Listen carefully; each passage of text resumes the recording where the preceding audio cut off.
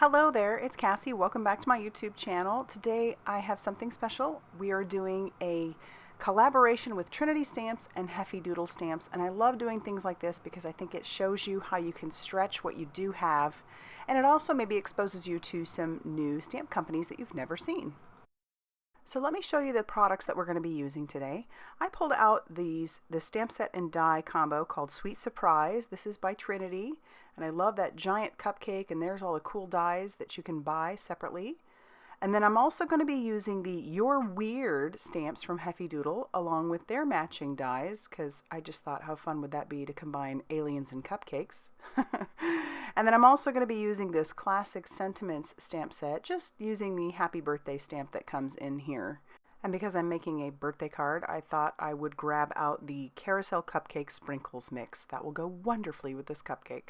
And then I'm going to be using some Simon Hurley Create die inks. And so let's go ahead and get started with what we're making. I went ahead and stamped everything to make it a little bit easier because this is a fairly long video anyway. I will show you the coloring, but it's all sped up. And we're going to color this cupcake bottom, just the bottom. I have plans for the top later, and I'm starting off with some V15. I stamped all of my images onto some Express It cardstock using Memento Tuxedo black ink. Those are my favorite combos for doing any sort of alcohol marker coloring because they're both alcohol friendly, obviously. And so I'm just going to blend out the colors that I'm using. I will do my best to show you those colors up on the screen, and then I won't show you all of the coloring of everything because, you know, there is some similarities, but I will show you the moon here. I'll show you the moon. I'm starting with the C4 color, and I'm going to color both of them with that C4. They're going to end up being colored a little bit differently because one is going to go on the inside of the card, which I've really been enjoying doing the insides of my cards lately. I would say about 90 to 95% of the time I do color the insides. And then I'm going to bring in some C6 just for some added shadowing and shading around the little craters on the moon here, or whatever planet this might be. And then I'm also going to take that and do that on the other side, but I'm going to do this a little differently. I know that I want that cupcake sitting on top of that moon, so I'm just going to color in those craters, and then I'm going to visualize where I want that cupcake sitting, and then I'm going to add my shadowing that way. So it looks a little rough right here, but it will get better, and you'll understand once that cupcake gets put on top. I've brought in some C8 for my third shade, and then I'll put that around the other part of the moon, and then I'm going to come and draw that color out just a little bit with my C6. Not so concerned about the part at the top there, which looks almost like it's, I don't know what it looks like. It doesn't look good at this point, but it will get better. And then I'm just going to work my way down, and I'll grab that C4 and blend those colors out even more. Because I like to start with my lightest, head to my darkest, and then head back to my lightest. Alright, then we'll bring that color out a little bit more on the other moon as well. And while I have those grays out, I'm going to go ahead and color all the spots of the spaceship with my grays as well. I'm only going to bring in the C4 and the C6. I'm not going to go too crazy dark here with this. And this is going to go on the inside of my card as well. Oftentimes when I am making cards, I do try to plan out ahead of time just because it's a time saver. I'll even sketch a little bit on a piece of paper. I have a sketchbook that I continually am working on all the time or working in. And so I will sketch out my ideas in there just to kind of have something to go off of. And I would say I do that probably about 75% of the time. Every once in a while I'll just come in here while I'm wanting to craft and just kind of sit down and start making things. But I like to be efficient. And so in that sense, I will always definitely try to plan out a little bit better just because, you know, there's only so much time in a day and there's lots I want to do. So yeah, I do a lot of planning. I'm not going to color those two aliens you saw on the other piece that had the spaceship just simply because I realized I had too many stamped out, but I will use those C markers on parts of the aliens. Just going to use it on their legs and their little, I don't know if those are horns or whatever those are, whatever you want to call them. And I miss a spot on this little guy. And I was distracted by the kitties, so I came in with my darkest shade, not meaning to. I didn't even plan to bring in this C8. but I did because, well, like I said, I was distracted. And that is like, I'm telling you, when I was making these cards that day, oh my goodness, it was just like one blunder after another. It was like they had smoked something or done something that caused them to just be like kitty crazy, and they were everywhere and all over everything. So I was in and out of this and stop and start constantly. In the end, thankfully, I ended up with a finished card, but I'm telling you, the process to get there took some time. All right, moving on to the actual colors. I'm using this Y13, and then I'm going to come in with some Y06 for my next alien. And then my blues are going to be B02 and B04. And I'll just do it on this little alien here. You notice that I mentioned this earlier, that I don't color the other side of the cupcake, and that, or the top part of the cupcake, and that's simply because I actually want to do some ink blending. And so I'm going to show you what I'm going to do here after everything is colored. So I'm bringing in some RV06 and RV66 for this little guy, and then I'll blend that out just a little bit. So I'll cut the cupcakes away separately. I did use a mask, so I stamped this onto some Gina K mask paper, and then I stamped out the part that you would typically use as your mask, and I cut it apart. I'm going to save it, but I'm using the negative of that because I want to do some ink blending. And I know that sounds kind of silly, but I really did want, once I die cut this out, I really did want that white border around the cupcake. So this is why, for me, it was kind of important to have that mask. And so I'm bringing in some Simon Hurley Create inks. That yellow color is called Sike. The pink color is called Rosy Cheeks, and the blue color is called Clear Skies. I've really been enjoying using these inks lately. They blend so beautifully together, and it's fun because when they overlap, they will definitely give you different colors too. So, and yes, even the cupcake part itself, not just the frosting, ended up getting the rainbow as well. And so I just thought that was kind of fun. So not only is my cupcake a rainbow, so is the frosting. And so I'll do that on both because I plan to put one on the inside and one on the outside. I am going to be making a Slimline card, which I had never done before, but I'm was definitely excited to give it a try. All right, once I'm done with how happy I am with all the masking, you could, if you were careful, you could save that mask for something else because it actually was a pretty sturdy mask. And I do end up saving the pieces that one would typically use for the mask, like the little cupcake bottom and the top. I'll save those for something later. Who knows, I might want those. And then I'm going to get ready to start working on my panel. So typically a Slimline card, I guess, is about, when it's closed, 8.5 inches by 3.5 inches. So I decided to cut this panel down a little bit, so it's 8.25 by 3.25 inches. And I'm using the Simon Hurley Creates Dark White along with the inks. And we're going to make a galaxy background. If you have never made a galaxy background, stick with me because it gets worse before it gets better. All you really want to do is just slap down some color to start, and you don't have to worry about it being blended out very well. You just need color on there. So I'm grabbing, like I said before, the colors are, that yellow is called Sike, then we have the pink, which is Rosy Cheeks, and the blue is Clear Skies. And I'm just intensifying that color where I want it. And then I'm going to bring in some Black Soot Distressing. This is just a regular distressing along with a Vivos Beauty brush. And yeah, you're probably thinking, if you've never made one of these before, why are you ruining your piece?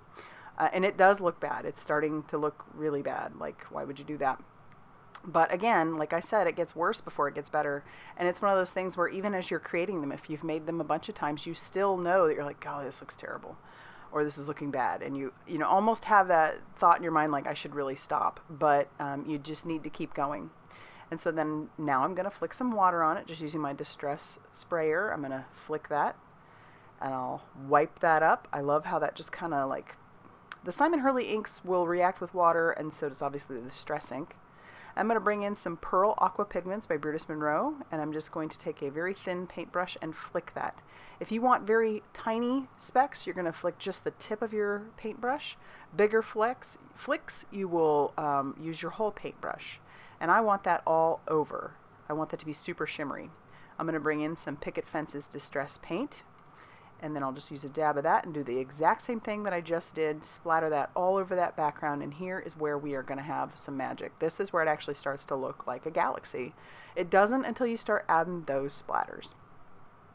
And so then I'm going to pull this out and hold that up, and you're going to take a look and think, oh yeah, that looks actually pretty cool. So now that all the splatters are on there, we actually have what looks like a galaxy. Alright, so I'll pull in my dies, all the matching dies for all of the things, and I'm going to tack that down with a little bit of washi tape. I won't show you all of it because there's quite a bit of die cutting to do. I will say when you decide to start doing the insides of your cards, it does add a little bit of time, but it's always so worth it. I did trim down some cardstock. These are about 1 1/4 inches to fit that Celebrate die, and I'm going to run that through my Xyron sticker maker because the easiest way to die cut these would be on some sticker paper so that they're easier to stick down to each other. Then I'm going to trim those apart so that I have the 3 separate pieces, and then I'm going to run that Celebrate over the top of those through my die cutting machine the 3 separate times. So here you'll see the pieces. That moon doesn't come out because the way the die is situated is really cool. It's actually a neat design. It's meant to be continuous so that if you wanted to stamp that moon like on the top and on the bottom, you could have a continuous planet, and then you can die cut it that way too. And Max is inspecting my work so far. I think he thinks we've done a pretty good job, and then we'll just keep die cutting all of those pieces and we'll get ready to assemble. So this is what I was talking about. It only cuts part of that, so you'll need to trim away the excess, which is fine because I'm going to have a lot of that hanging off the edge anyway. And then we'll get ready to start assembling the Celebrate. I did keep one inside of its little casing so it would be easier to put everything together. And that's the thing about the Xyron sticker maker. You just peel off that sticker, the release paper, and then you have a little bit of wiggle room before you actually have to assemble, or before you're not going to be able to move it anymore. I'm putting down some Arteza foam tape on the back.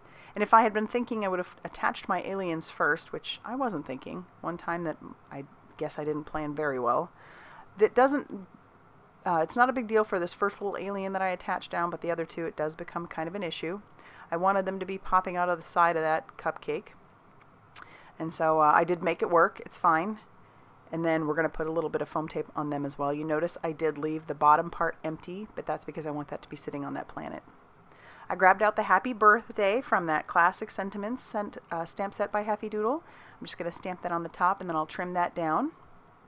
I used Memento Tuxedo black ink for that, because before I actually do any assembling, I would like to put my sentiment on there first. And Miles is saying hello now too. He's inspecting. I don't think he likes that on there just yet.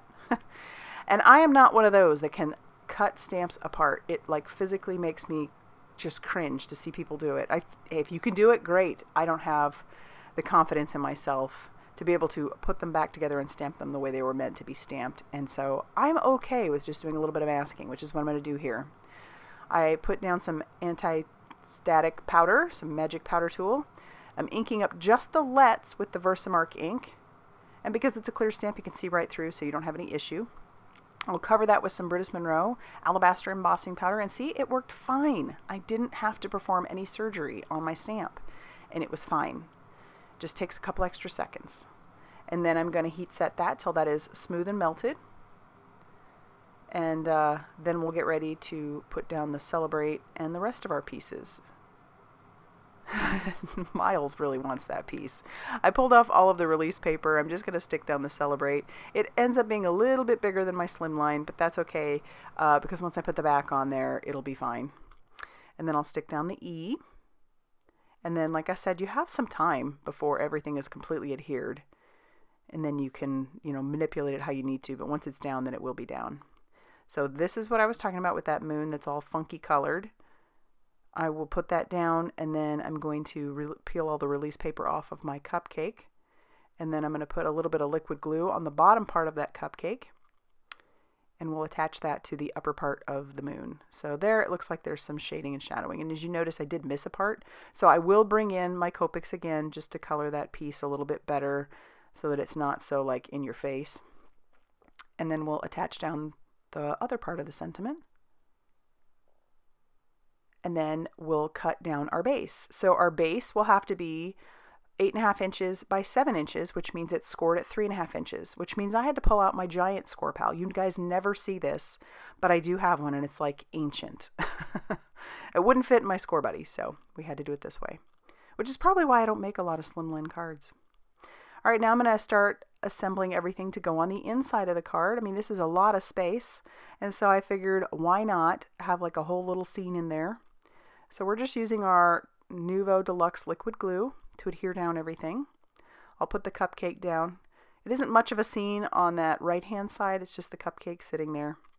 I'll put the candle on top, and I'll even put that little yellow alien kind of standing on top of the cupcake.